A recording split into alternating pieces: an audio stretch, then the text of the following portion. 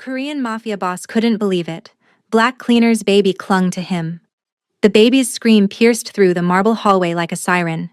"Please, Elise, please stop crying," Kesha whispered desperately, bouncing her 11-month-old daughter against her hip.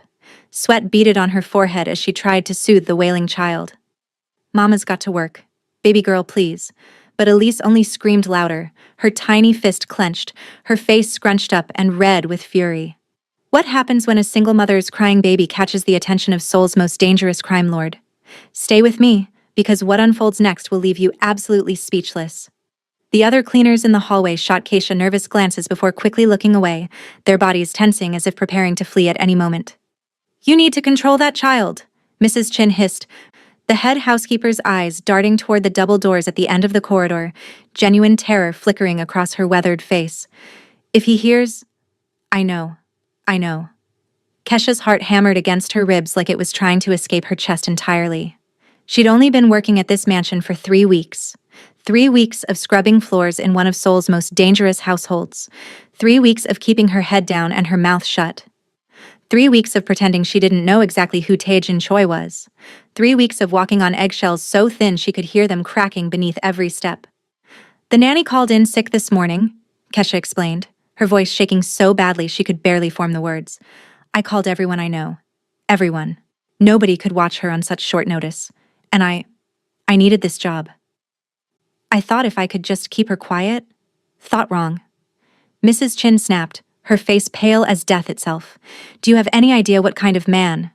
The double doors exploded open with a force that made the chandelier above them tremble. Every person in that hallway froze. Not just stopped moving, but froze completely, like statues carved from pure fear. Even their breathing seemed to halt, as if the air itself had become too dangerous to disturb. Tae-jin Choi stood in the doorway like a storm made flesh, like violence given human form and wrapped in expensive Italian fabric. 6 feet of controlled destruction in a perfectly tailored black suit that probably cost more than Kesha would make in 5 years.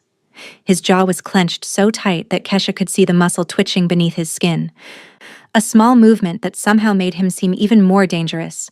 His eyes, cold, dark, absolutely merciless, swept across the frozen staff members like the barrel of a gun searching for a target.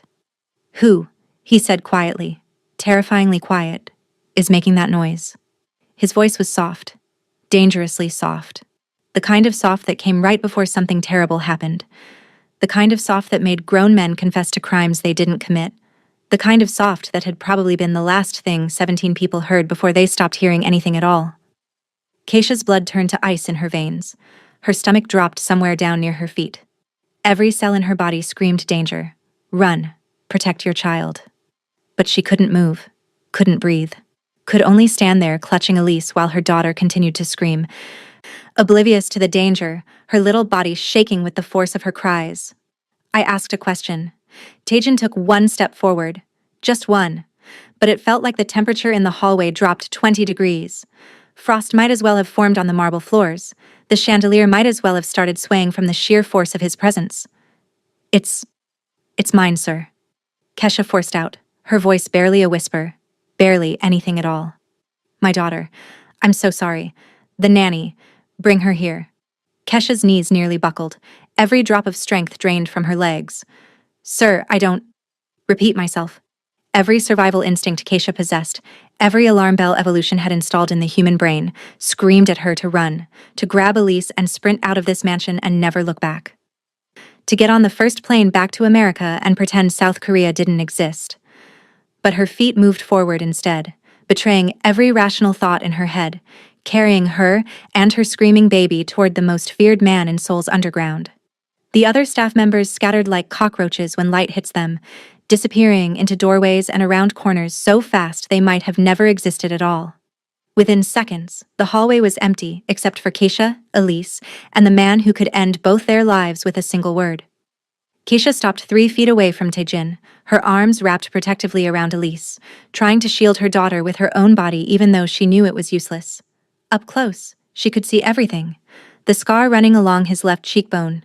A thin white line that somehow made him even more intimidating. The absolute absence of warmth in his expression, like looking at a beautiful statue carved from ice. The way his hands hung loose at his sides, relaxed but ready, like a predator that didn't need to tense before striking. "I'm sorry," she said again, hating how her voice trembled, hating how weak she sounded, hating everything about this moment. "I'll leave right now. I'll—" "How old?" Kesha blinked, thrown completely off balance. "What?" "The child. How old is she?" 11 months, sir." Tajin's eyes dropped to Elise, who was still crying, her face buried against Keisha's shoulder, her tiny body racked with sobs.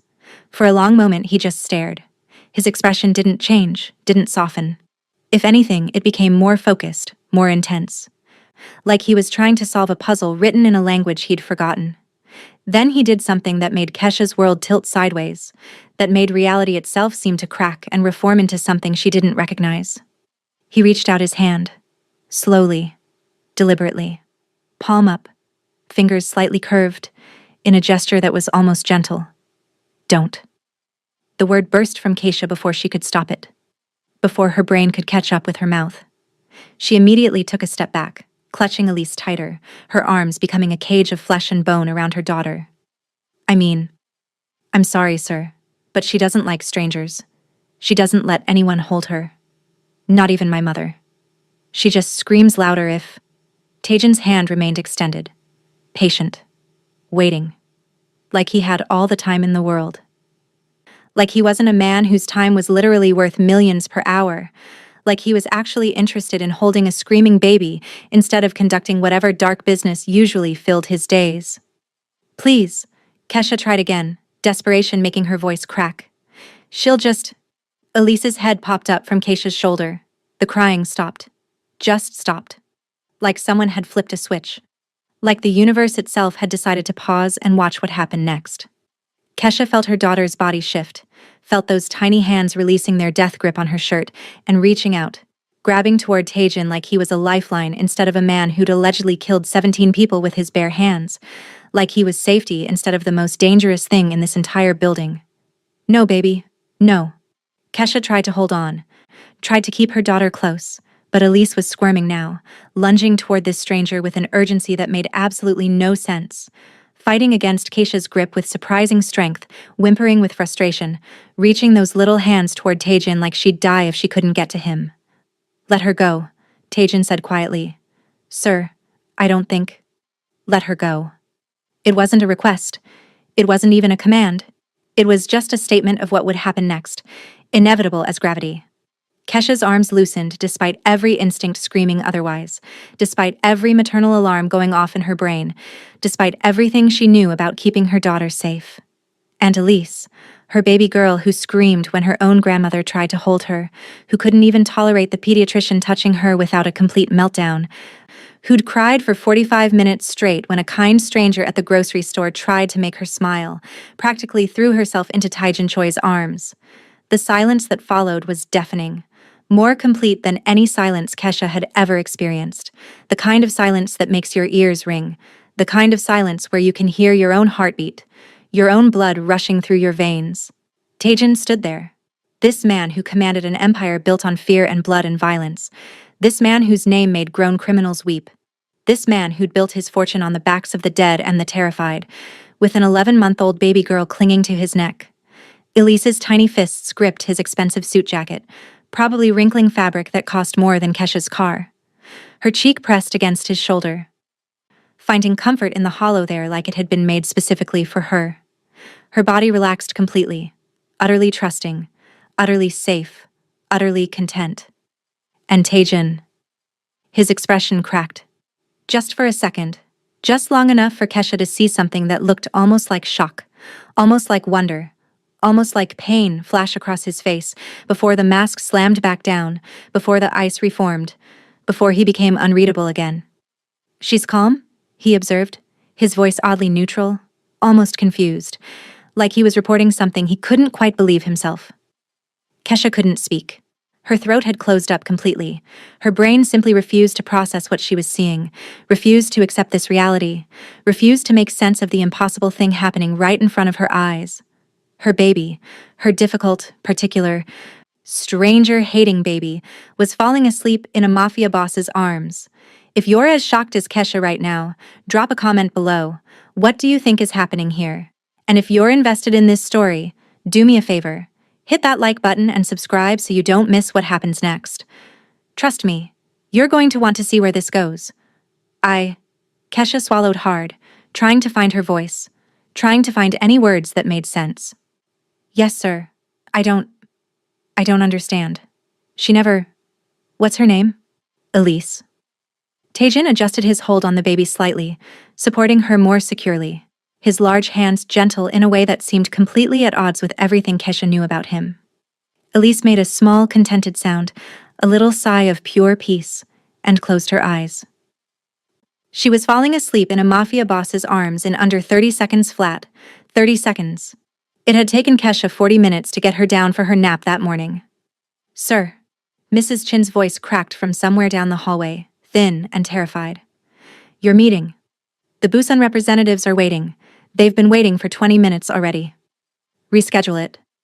Sir, I said, reschedule it. Taejin's voice cut like a blade through butter, sharp and absolute and final. But he didn't raise it, didn't change his volume at all, didn't disturb the sleeping child in his arms. All the deadliness was in the tone, in the expectation of immediate obedience, in the unspoken threat of what would happen if that obedience wasn't forthcoming. His eyes found Kesha's, locked onto them with an intensity that made her feel pinned in place. You. What's your name? Kesha, sir. Kesha Williams. American. Yes, sir. I moved here 18 months ago. I was studying at Yonsei University before. She stopped herself, biting her tongue. He didn't need her life story. He didn't care about her dreams or her failures, or how she'd ended up scrubbing toilets in his mansion. Taejin studied her for a long moment, his eyes moving over her face like he was memorizing every feature, cataloging every detail. Kesha forced herself to hold his gaze even though every cell in her body wanted to look away, wanted to submit, wanted to show the proper deference to a predator. The father, he asked, his voice dropping even quieter. Where is he? Keisha's jaw tightened automatically, her teeth clenching so hard it hurt. Not in the picture. By choice. Does it matter? The corner of Taejin's mouth twitched. Almost a smile. Not quite. Just a tiny movement that might have been amusement or might have been something else entirely. You have a spine? Interesting. He looked down at Elise again, and something unreadable flickered across his face, something that might have been sadness or longing or pain or all three mixed together. The baby slept on, completely peaceful, completely safe in the arms of Seoul's most dangerous man. Follow me, Taejin said, turning back toward his office without waiting for a response. Sir, That wasn't a request. Kesha's feet moved automatically, following him through those double doors into an office that probably cost more than she'd make in her entire lifetime, even if she lived to be 100. Floor-to-ceiling windows overlooked Seoul's glittering skyline, the city spread out below like a kingdom waiting to be conquered. Mahogany furniture that gleamed like it was polished daily, probably was polished daily. Original artwork on the walls, pieces she recognized from her art history classes, pieces that belonged in museums, pieces worth millions. And in the corner, something that made Kesha's breath catch and her heart skip. A bulletproof glass case containing at least a dozen handguns, displayed like they were fine wines or precious jewels. Sit, Taejin commanded, gesturing to a leather chair that probably cost more than her entire apartment deposit. Kesha sat. She watched, completely bewildered, completely lost in this surreal moment, as this man, this dangerous, cold-blooded man, carefully, almost tenderly, shifted Elise in his arms to sit down behind his massive desk without waking her. He moved like he'd held babies before, like he knew exactly how to support her head, how to keep her comfortable, how to maintain the perfect position for sleep. Explain to me, he said quietly, his eyes never leaving Elise's sleeping face, why you thought bringing an infant into my home was acceptable. My nanny had a family emergency, Kesha said, fighting to keep her voice steady, fighting to maintain what little composure she had left. I called everyone I know. Everyone. My neighbors, my old classmates, people I barely talk to anymore. Nobody could watch her on such short notice. And I needed this job, sir. I'm 3 months behind on rent. The landlord's threatening to evict us. I thought if I could just keep her quiet, if I could just make it through one shift. You thought you could hide a baby in my mansion. Yes, sir. Foolish. Yes, sir. And desperate. Kesha lifted her chin, meeting his eyes directly, refusing to look away even though it terrified her. Very. Tajan's eyes narrowed slightly, but again, that ghost of something that might have been amusement crossed his face. You're not afraid of me. I'm terrified of you, Kesha corrected. But I'm more afraid of being homeless with a baby. I'm more afraid of my daughter sleeping on the street. I'm more afraid of failing her than I am of you killing me. Honesty. Also interesting. He glanced down at Elise, whose little fist had wrapped around his tie, gripping the expensive silk like it was a security blanket. She's trusting. She's never trusted anyone before, Kesha admitted, the words spilling out before she could stop them. Not like this. My mother flew here from Atlanta last month and Elise screamed every time she tried to hold her, every single time, for 3 days straight. I don't understand it. I don't understand what's happening right now. Neither do I. They sat in strange silence for a moment. Kesha watched this feared mafia boss cradling her daughter like she was made of glass, like she was the most precious thing in the world. Watched him unconsciously adjust his hold when Elise shifted slightly, natural as breathing. Watched something in his expression soften in a way she suspected very few people ever witnessed, a crack in the armor that revealed something almost human underneath. Smash that like button if you need to know what happens next. Seriously, you're going to want to stick around for this. Sir? Kesha ventured carefully, her voice barely above a whisper. May I have her back? I should... No. Kesha froze, her heart stopping in her chest. No? She's calm. Why would I disturb that? Tajan leaned back in his chair, settling in like he planned to stay there for a while, seemingly completely unbothered by the fact that he was holding a sleeping infant during what should have been a high-stakes business meeting with representatives from Busan. Tell me about yourself. Sir? Your story. Why are you in soul cleaning houses when you were studying at one of the country's top universities? Kesha hesitated. This felt like a trap. Everything about this situation felt like a trap. Like she was walking through a minefield blindfolded. But those dark eyes demanded an answer. Expected truth. Would probably know if she tried to lie. I got pregnant, she said simply, deciding that honesty was her only option. My boyfriend, Elise's father, didn't take it well. Told me to get rid of it or he'd get rid of me. Those were his exact words. Get rid of it. Like she was trash. Like she was a problem to be solved. I refused. He left. Cut me off completely. Changed his number. Blocked me on everything. Told our friends I was trying to trap him. My scholarship covered tuition but not living expenses, especially not with a baby on the way. Medical bills, maternity clothes, preparing for her arrival. I had to drop out. Started cleaning houses because it was the only work I could get without a degree, and with flexible hours for when she came. The father is Korean? American. Military. He was stationed here temporarily. Keisha's voice hardened, turned bitter. He went back to the States 3 months before Elise was born, changed his number. Blocked me on everything. Sent me one final message telling me I was on my own and he never wanted to hear from me again. His name? Why? Tajan repeated, and this time there was something sharp in his voice, something dangerous, something that suggested he was already planning what he'd do with that information. Kesha shook her head firmly. I don't want him dead, sir. I just want him gone. Those aren't mutually exclusive. They are to me. Keisha's voice was steady now, certain. Elise doesn't need a dead father. She needs a mother who isn't a murderer. She needs a mother who can look her in the eye and tell her she did the right thing even when it was hard. Tajan stared at her for a long moment, his expression unreadable, his eyes searching her face for something. Then, inexplicably, impossibly, he smiled. Actually smiled. It transformed his entire face, softened every hard edge, made him look almost human instead of like a beautiful monster carved from marble and menace. You're protecting a man who abandoned you and your child, he said, and there was something almost like respect in his voice. Why? Because Elise doesn't need a dead father, Kesha repeated. She needs a mother who isn't a murderer. She needs to know that we survived without him, that we were strong enough without his blood on our hands. The smile faded slowly, like sunset bleeding into night. I see.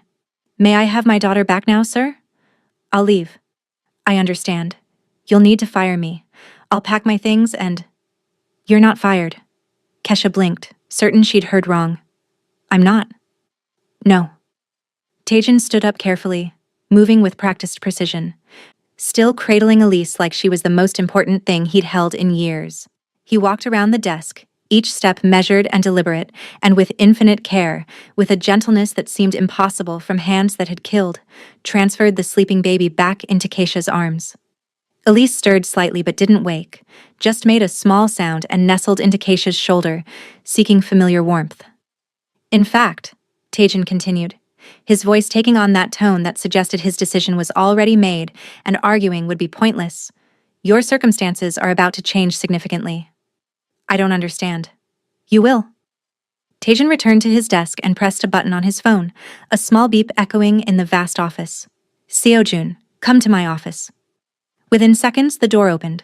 A man entered, tall and lean with sharp features and eyes that missed absolutely nothing, that cataloged every detail of a room in microseconds. He took one look at Keisha holding a baby, and his eyebrows shot up so high they almost disappeared into his hairline.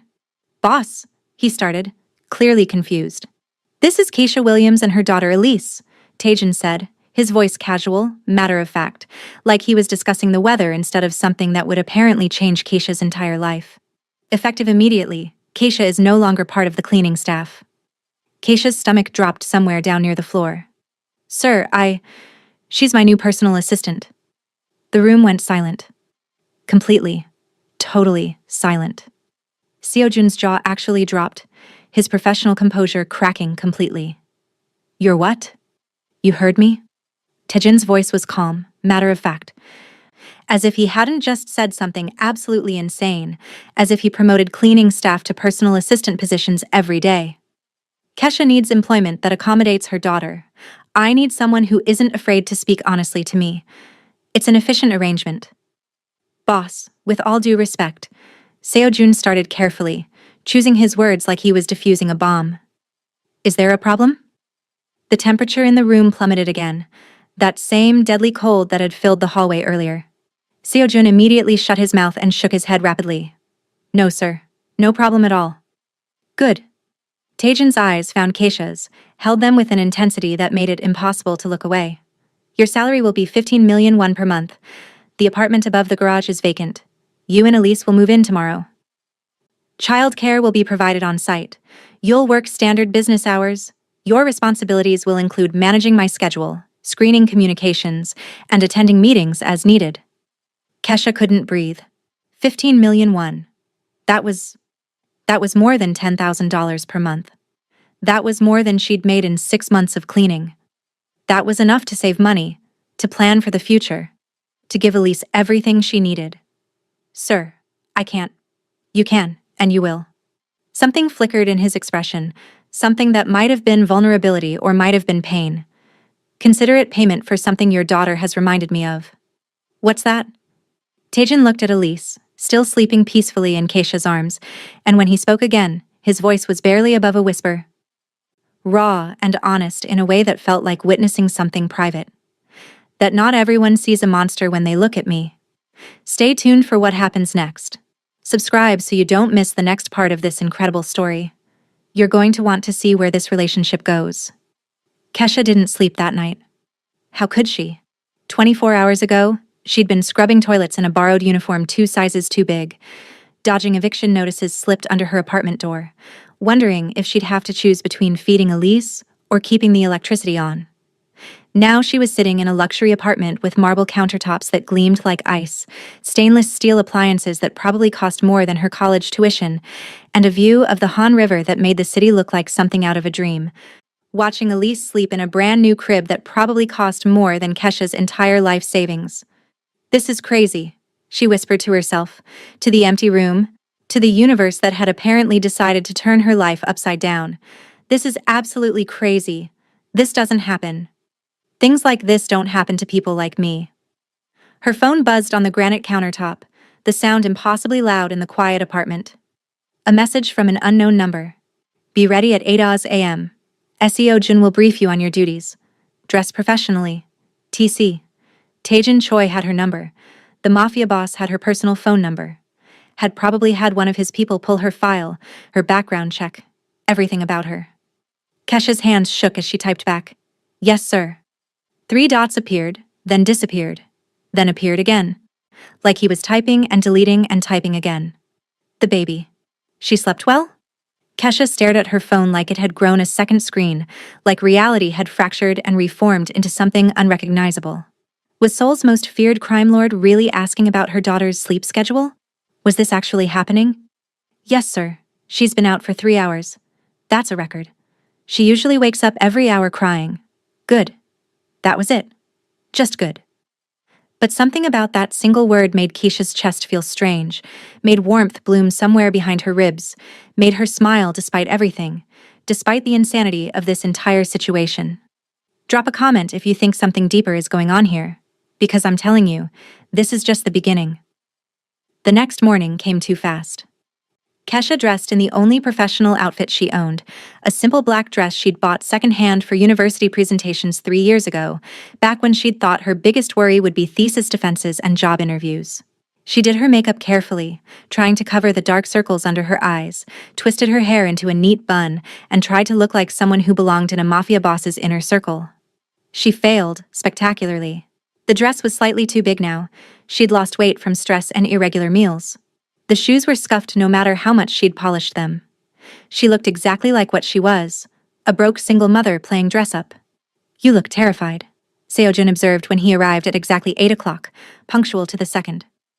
He handed her a tablet that was sleeker than anything she'd ever owned and a black phone that felt expensive just to hold. That's normal. Everyone's terrified of him at first. At first?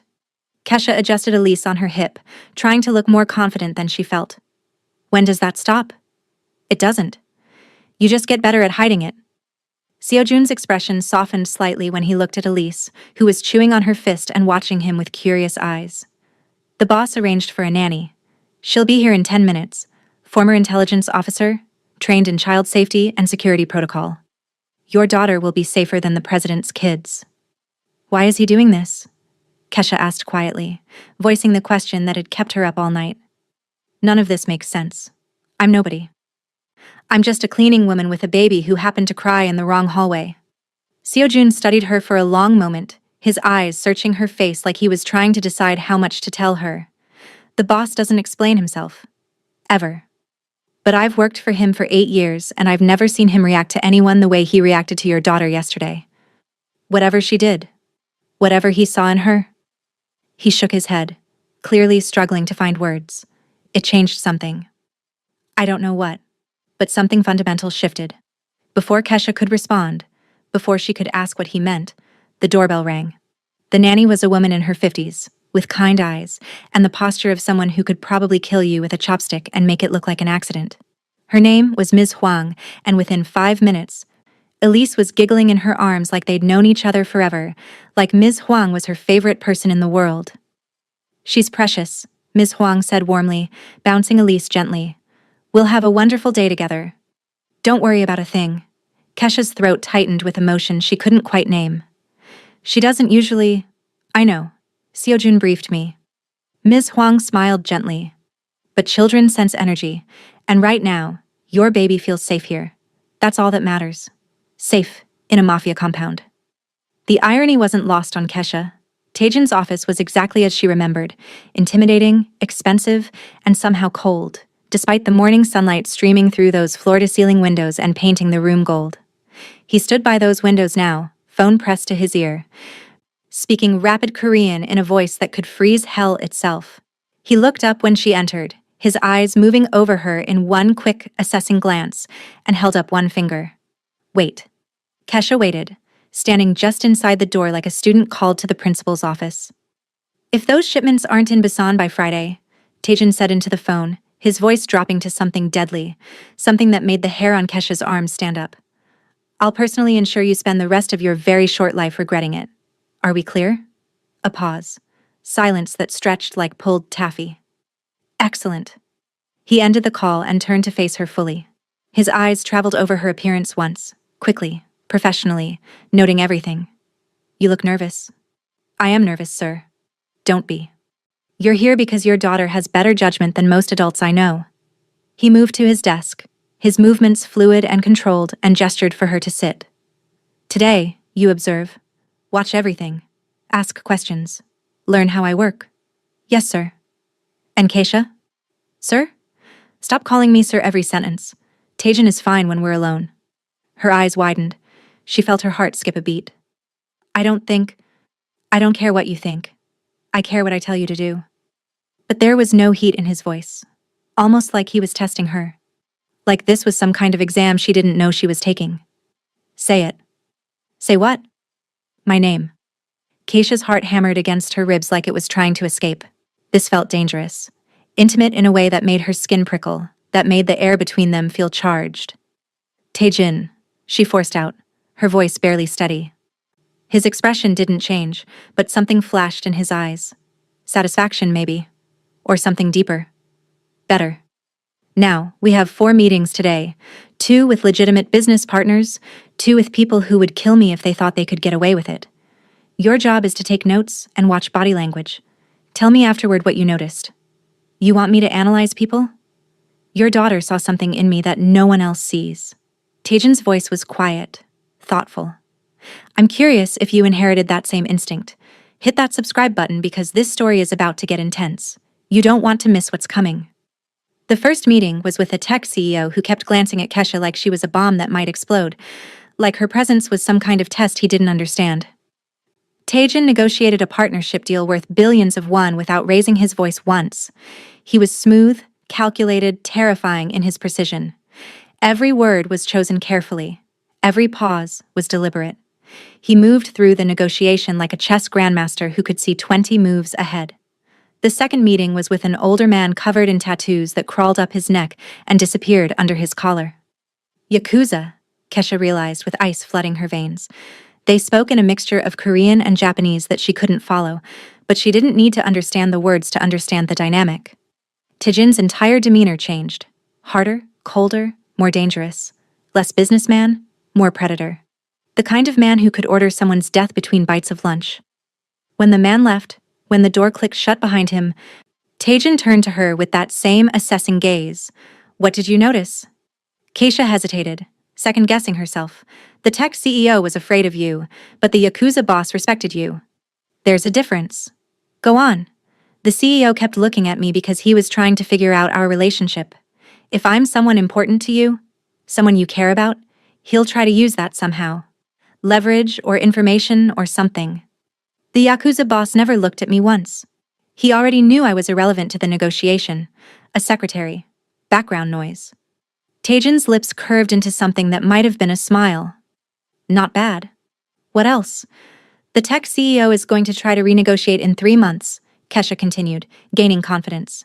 He agreed too easily to the terms. He's planning something, waiting for a better position. And the Yakuza boss is planning something too. He kept touching his ring, left hand, third finger. A nervous tell. He's worried about something. Taejin leaned back in his chair, studying her with new interest, like she'd just revealed something unexpected. You're observant. I'm a single mother. You learn to read people when your survival depends on it. You learn to know when the landlord is serious about evicting you or just trying to scare you. You learn to know which neighbors to trust with your spare key. You learn because you have to. Indeed. He stood up, the movement fluid and controlled. We're done for the day. Go check on Elise. Kesha blinked, confused. It's only 2 p.m. And you've done more than I expected. Go be with your daughter.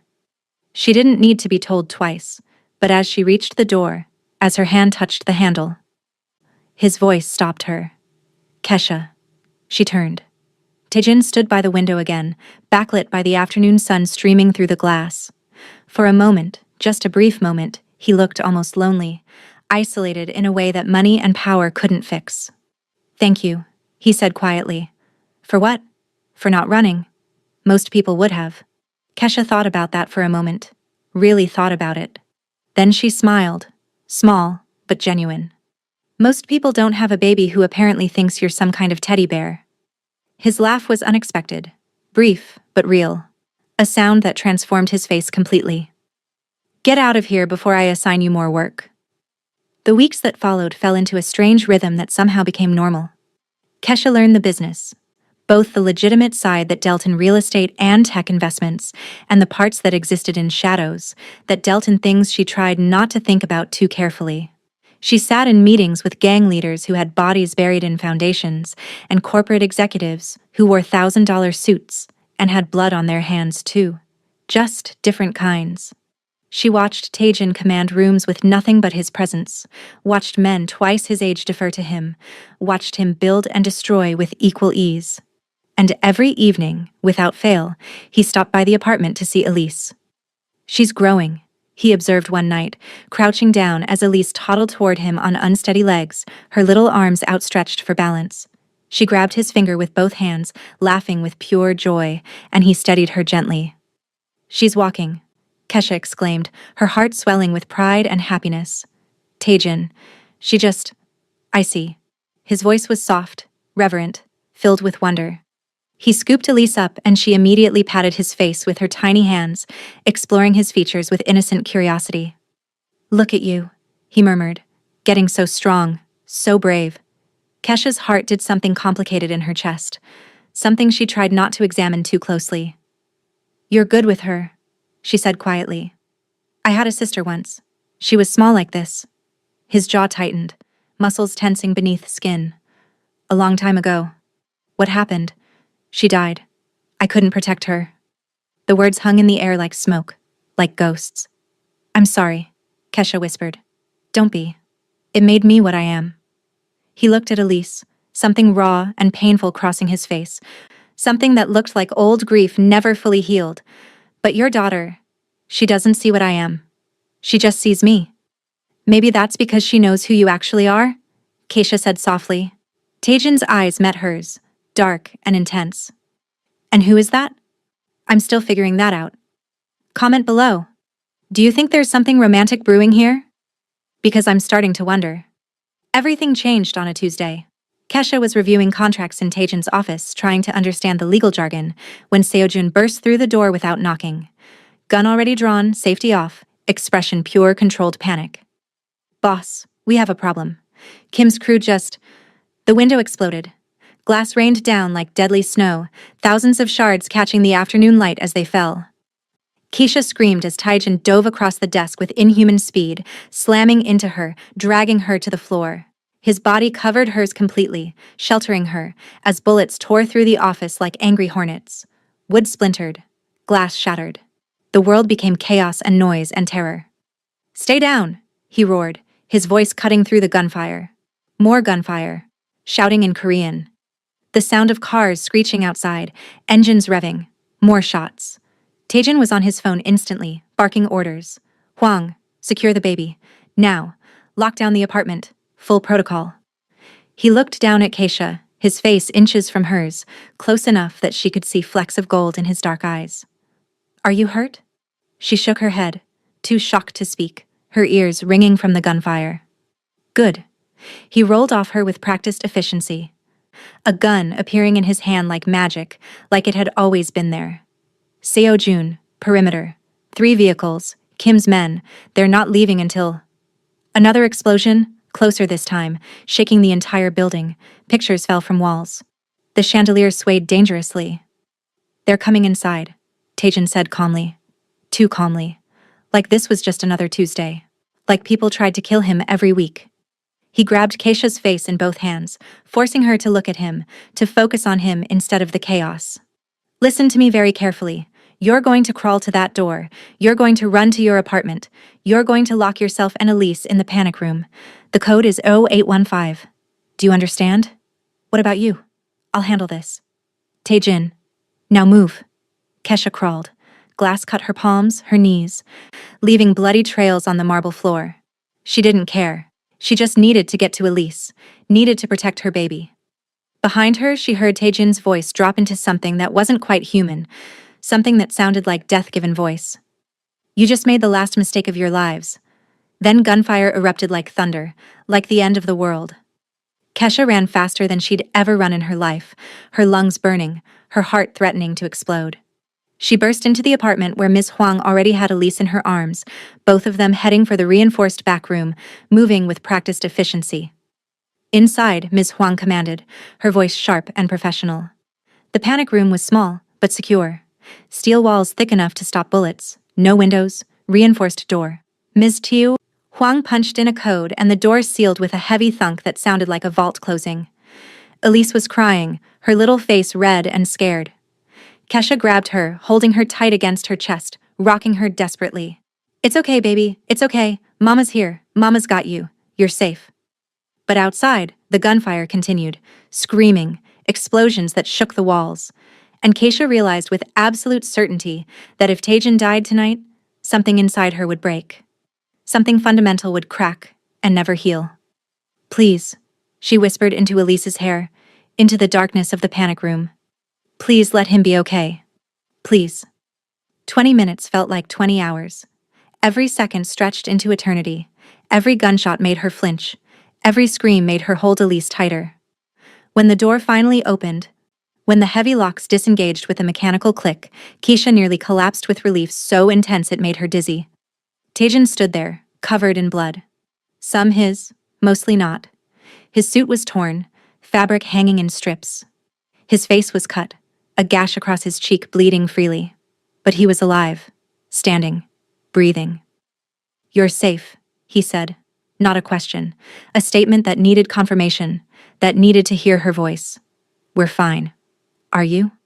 He crossed the space between them in 2 strides and pulled both her and Elise into his arms, crushing them against his chest. Just held them, his whole body shaking slightly, trembling with adrenaline or fear or relief. "I'm sorry." He breathed into her hair, his voice cracking. "I'm so sorry. This is my world, my danger. You shouldn't..." "Stop." Kesha pulled back just enough to look at him, to see his face. "We're okay. You protected us. I put you in danger." "No. Kim did. And I'm guessing Kim's not a problem anymore." Taejin's expression went dark. "Dangerous. Absolutely lethal. He's not." Elise reached out, her little hand touching the cut on Taejin's cheek, her tiny fingers gentle. Her face scrunched up with concern, with worry for this man who'd become her world. "Owie," she said clearly. Her first word. Not mama. Not dada. "Owie." Taejin froze completely. Her first word. Keisha gasped, tears springing to her eyes. "Oh baby. Owie." Elise repeated, patting his face gently, trying to make it better. "Owie." Something in Taejin's expression crumbled. The mask fell away completely. He pulled Elise close, closing his eyes, his face twisting with emotion. "I'm okay, little one," he whispered. "I'm okay." And watching them, this dangerous man and her innocent daughter, Kesha finally understood. Truly understood. Elise hadn't seen a monster. She'd seen someone who needed saving just as much as they did. "Taejin," Kesha said softly. He looked at her, really looked at her, and she saw everything. The loneliness, the pain, the desperate hope. "Stay," he said. Not a command, a plea. Raw and honest and vulnerable. "Both of you, stay with me. Let me protect you. Let me..." His voice cracked. "Let me be something other than a monster." Kesha reached out, took his bloodied hand in hers, laced their fingers together. "You already are." Elise giggled and patted both their faces, delighted. "Owie," she announced proudly. "All better." And somehow, impossibly, miraculously, it was. The weeks after the attack changed everything and nothing all at once. Taejin became more protective, if that was even possible. There were more guards now, subtle but present. Men in dark suits positioned at every entrance, every exit. Security cameras that Kesha tried not to think about. Bulletproof glass installed in every window. The apartment had been upgraded with more layers of protection, more safeguards, more ways to keep them safe from a world that wanted Taejin dead. But with Kesha and Elise, he was softer than ever. "She's saying more words," Kesha told him one evening as they sat in the apartment's living room. Elise was on the floor, playing with blocks that probably cost more than Keisha's entire childhood toy collection. Book, water, more. She's like a little sponge. Taejin watched Elise stack blocks with an intensity that would have been unsettling if Keisha didn't understand it now. He watched her like she was the most precious thing in the world, like she was hope made flesh. "What about Dada?" he asked quietly, almost carefully. "Has she said that yet?" Keisha's breath caught.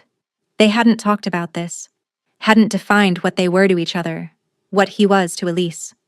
He visited every evening, brought gifts, held her, played with her.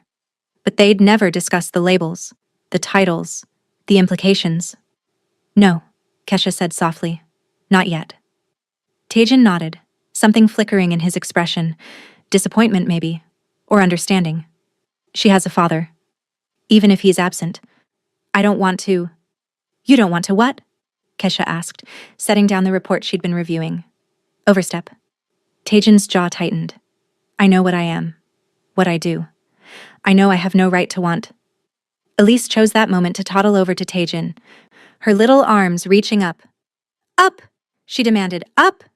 He lifted her immediately, settling her on his lap.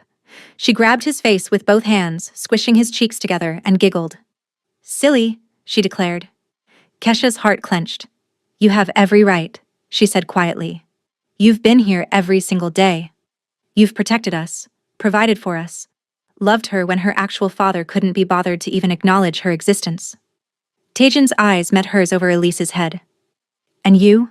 He asked, his voice barely above a whisper. Do I have the right to want you too? The air between them shifted, became charged with something that had been building for weeks. Months, maybe, since the first moment he'd held Elise and something had cracked in both of them. Kesha stood up, crossed the space between them, and did something she'd been wanting to do for a long time. She leaned down and kissed him, soft and slow and deliberate. When she pulled back, Elise was clapping and laughing. More kisses. You've had the right, Kesha whispered. For a while now. I was just waiting for you to realize it. 3 months later. Kesha had learned to navigate Taejin's world with surprising ease. She understood the codes now, the unspoken rules. She knew which business partners could be trusted and which ones were waiting for an opportunity to strike. She knew how to read a room full of dangerous men and identify the greatest threat. She knew when to speak and when to stay silent. But more than that, she'd learned Taejin himself. She learned that he took his coffee black with exactly 2 sugars. No more, no less. That he had nightmares sometimes. Waking up in the middle of the night covered in cold sweat, reliving things he'd done and things that had been done to him. That he couldn't stand the smell of cherry blossoms because they reminded him of his sister's funeral. That he'd been building this empire since he was 16 years old, clawing his way up from nothing with blood on his hands and ice in his veins. She learned that beneath the monster everyone feared was a man who just wanted to be seen as something more. They were in his office late one evening, Elise long asleep in the apartment with Ms. Huang watching over her. Kesha was reviewing contracts while Taejin handled correspondence, their companionable silence broken only by the scratch of pen on paper and the quiet hum of the city outside. There's going to be a meeting next week, Taejin said suddenly, with the council. The council. Kesha had learned about them, the 5 most powerful crime families in South Korea, a delicate balance of power and mutual destruction. Taejin was the youngest member, the newest, and therefore the most vulnerable to challenge. What about? She asked carefully. Territory disputes. The Busans think I've been encroaching on their operations. He set down his pen and looked at her. They're not wrong. Taejin, I need to expand, Kesha. I need to be untouchable.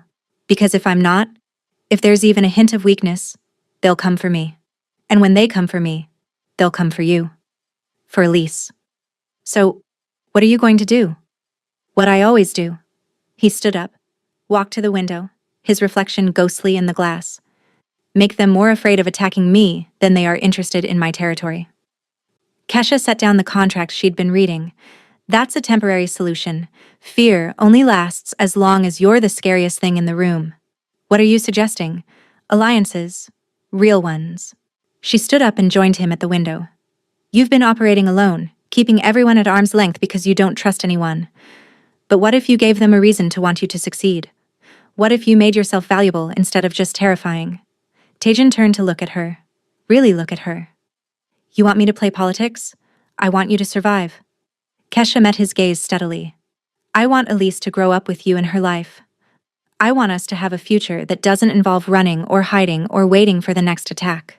His hand came up, cupped her face gently. When did you become so strategic? When I realized I had something worth fighting for. He kissed her then, deep and thorough, and Kesha felt the now familiar warmth spread through her chest. This dangerous man, this beautiful monster, had become home. The council meeting was held in a private room at one of Seoul's most exclusive restaurants. Kesha wasn't supposed to attend. Women rarely did at these gatherings, but Tajan had insisted. "You're my assistant," he'd said. "You go where I go." The other council members had been less than pleased, but they couldn't refuse, without losing face. Kesha sat slightly behind Tajan, taking notes, watching everything. The leader of the Busan family was an older man named Mr. Park, silver-haired and sharp-eyed. The Incheon representative was a woman, surprisingly, Mrs. Yang, who watched Kesha with particular interest. The others were men in their 40s and 50s, successful, dangerous, used to getting what they wanted. "Let's discuss the issues," Mr. Park began, his voice carrying the weight of authority. "Your operations in the port district have been affecting our shipments." Tajan leaned back in his chair, perfectly relaxed, perfectly controlled. "My operations are legitimate. If they're affecting your shipments, perhaps you should reconsider the legality of what you're shipping." The room went cold. "You dare?" "I dare state facts," Tajan interrupted smoothly. "But I didn't come here to argue. I came with a proposal." That got their attention. Kesha saw the shift, the lean forward, the sudden interest. "The tech sector is exploding," Tajan continued. "AI, robotics, semiconductors. South Korea is positioned to dominate that market, but it requires significant capital investment and political connections. I have both.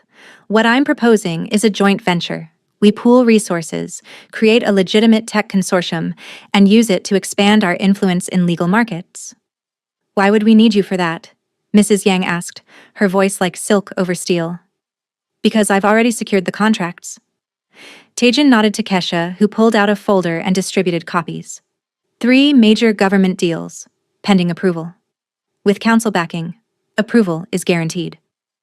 The room fell silent as they reviewed the documents. Kesha watched their faces, saw the calculation, the greed, the slow realization that Tajan was offering them something valuable. "What's your percentage?" Mr. Park asked finally. 30%. Protests immediately erupted, but Tajan held up a hand. 30%. "And I handle all the political relationships, all the risk. You invest capital and collect dividends. Clean money, legal money, the kind of money that doesn't disappear when governments change." Mrs. Yang smiled, slow and knowing. "You're buying legitimacy." "I'm building a future," Tajan corrected. "For all of us." The vote was 4-1 in favor. Only Mr. Park abstained, clearly unhappy but unable to deny the logic. When they left the restaurant 2 hours later, Tajan's hand found Keisha's. "You did it," she said softly. "We did it." He pulled her close. "You showed me another way. Is this the redemption arc you've been waiting for? Comment below and let me know what you think happens next." 6 months later. The apartment above the garage had become too small for the life they were building, so they'd moved into the main house. Into Tajan's space. Their space now. Elise had her own room, painted soft yellow with clouds on the ceiling. She had more toys than any child could possibly need, more clothes than she could possibly wear. But more than that, she had stability, safety, love. "She's running," Kesha called out, chasing Elise through the mansion's garden, through flowers and perfectly manicured grass.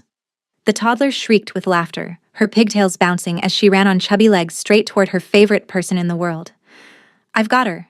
Tajan swept Elise into his arms, spinning her around as she giggled uncontrollably, her laughter filling the garden like music. He'd traded his usual suit for jeans and a casual shirt. The scars on his face had faded but never fully disappeared, thin white lines that told stories. Neither had the darkness in his world, the danger, the violence that lurked just beneath the surface of their life. But Elise, stubborn, beautiful, perfect Elise, had brought light into it anyway. "Dada!" she shouted, throwing her arms around his neck. "Dada, look! Butterfly!" She'd started calling him that 3 weeks ago. Tajan had cried, actually cried. Keisha had found him in Elise's room that night, just standing over her crib, watching her sleep with tears running down his face. "You're spoiling her," Kesha said now, but she was smiling, unable to help it. "That's my job," Tajan replied, pressing a kiss to Elise's forehead before turning those dark eyes on Keisha, soft now, warm in a way they never were for anyone else. "And you, spoiling both of you is my job. Is that in my official job description? I'll add it right after loving you." Kesha's breath caught. They'd said it before, quietly in the dark. whispered against skin, but never in the daylight. Never so casual and easy. I love you too, she said. He set Elise down and crossed to Keisha, pulled her into his arms, kissed her like they had all the time in the world. Elise made a disgusted sound. Gross, she declared, then immediately changed her mind. More kisses. More. They laughed, the sound mixing with Elise's giggles. I have something for you, Taejin said quietly. Another gift? Taejin, you just bought me. Not that kind of gift. He pulled a small box from his pocket. Kesha's heart stopped. I know this isn't conventional, he said, opening the box to reveal a ring that caught the sunlight and threw rainbows across the grass. I know my world is dangerous and dark and probably not the life you imagined for yourself. But you've made me believe I can be more than what I was. You and Elise, you've given me something I never thought I'd have. A family. A future.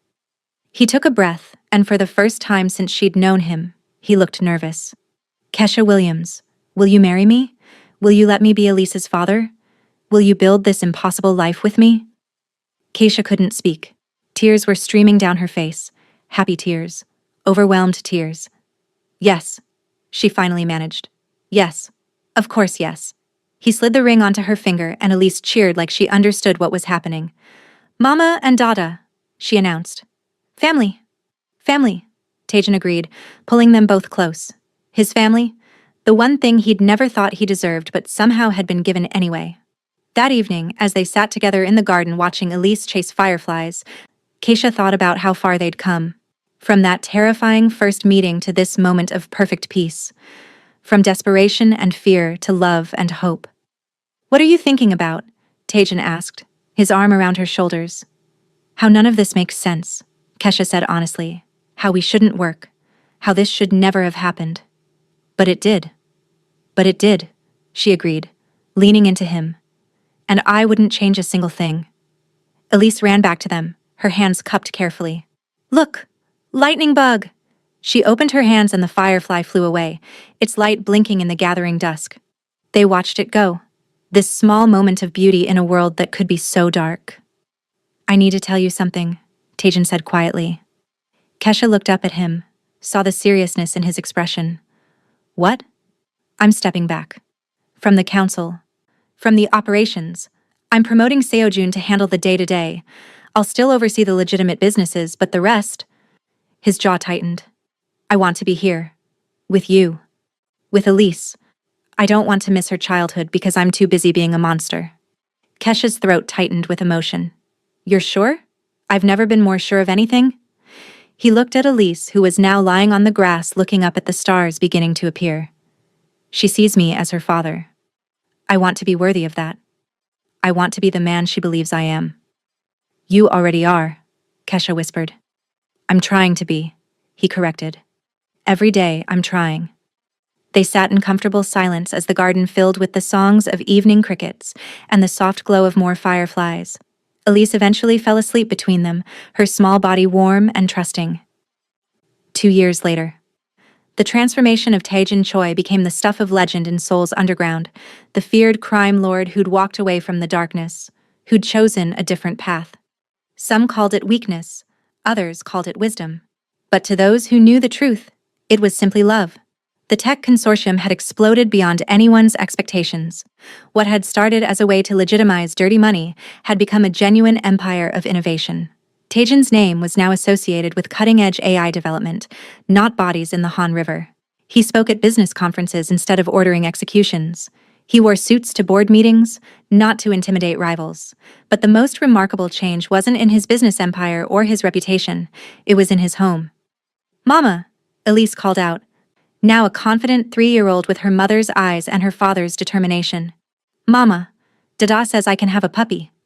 Kesha looked up from her laptop, where she was reviewing proposals for the consortium's latest venture. Did he now? Taejin appeared in the doorway, Elise on his shoulders, both of them wearing matching guilty expressions. She makes a compelling argument, he said with a shrug. How can I refuse? You're impossible, Kesha laughed. Both of you. Elise climbed down and ran to her room, already planning where the puppy would sleep. Taejin crossed to Keisha, pulled her up from the couch, and wrapped his arms around her. I have news, he said. Good news or bad news? Good news. He kissed her forehead. The consortium just secured the government contract for the National AI Infrastructure Project. We're talking about a 50 billion won deal over 5 years. Kesha's eyes widened. Taejin, that's incredible. It's legitimate, he said, and there was wonder in his voice. Completely legitimate. No favors owed, no dirty money, no threats. Just good business. See? I told you there was another way. You did. He pulled her closer. You showed me I could be more than I was. That I didn't have to stay in the darkness just because that's where I started. A sound from the doorway made them both turn. Ms. Huang stood there, her expression conflicted. Sir, madam, there's someone here to see you. He says he's family. Keisha felt Taejin tense against her. I don't have family. He says his name is David Matthews, Elise's biological father. The world seemed to stop. Keisha's blood turned to ice. After all this time, after 3 years of silence, of abandonment, he showed up now? Where is he? Taejin's voice had gone cold, dangerous. The monster wasn't gone, just sleeping. In the front sitting room. I didn't let him pass the entrance. Good.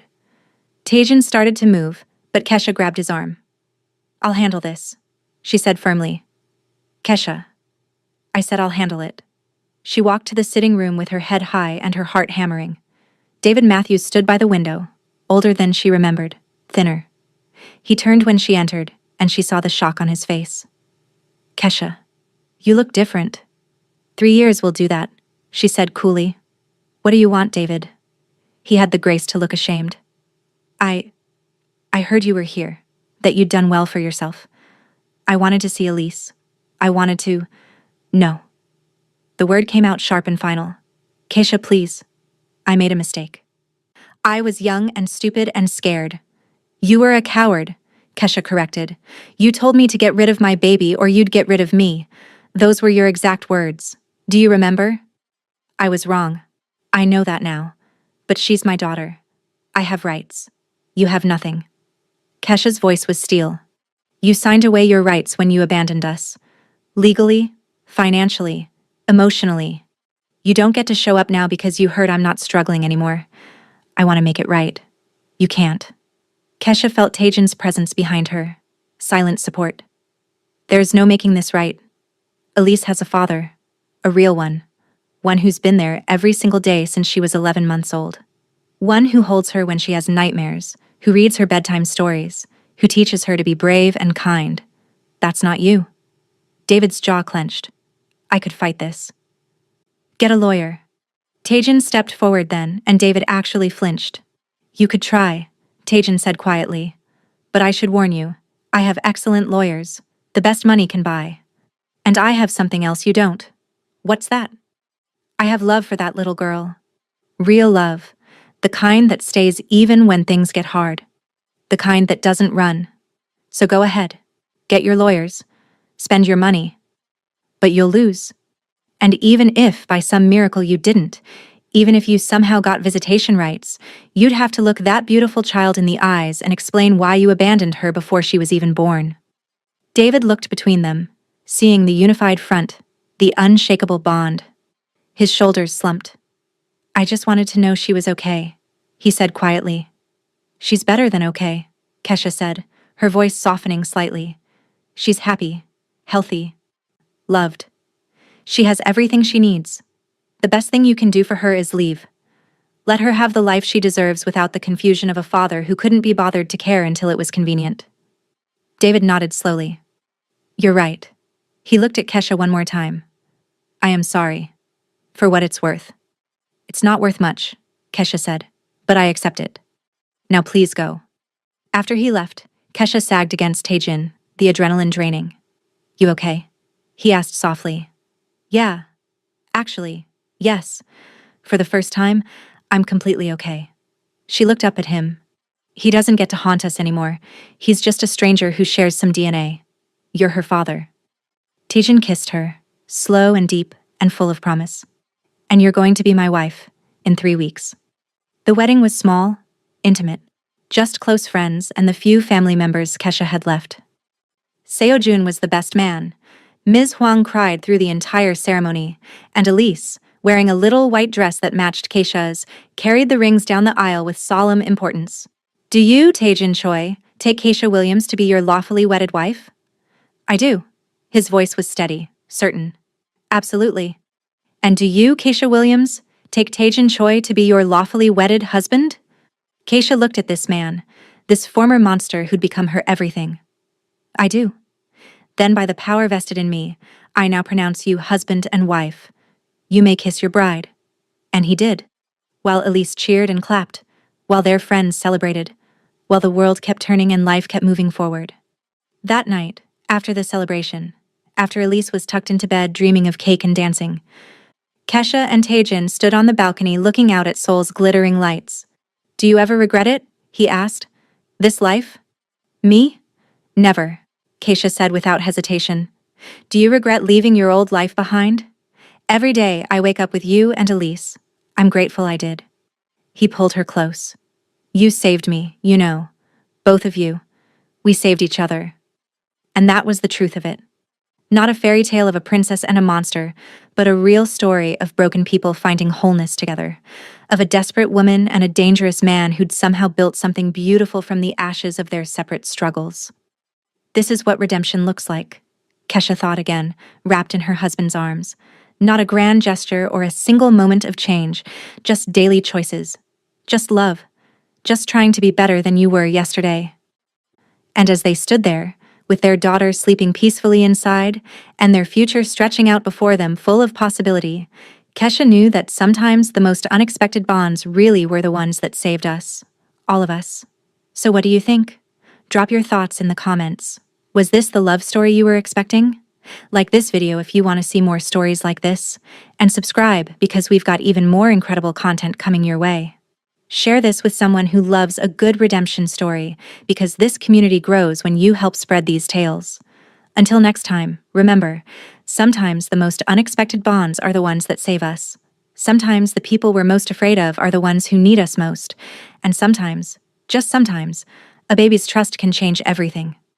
Because at the end of the day, we're all just looking for someone who sees us not for the monsters we've been, but for the people we're trying to become.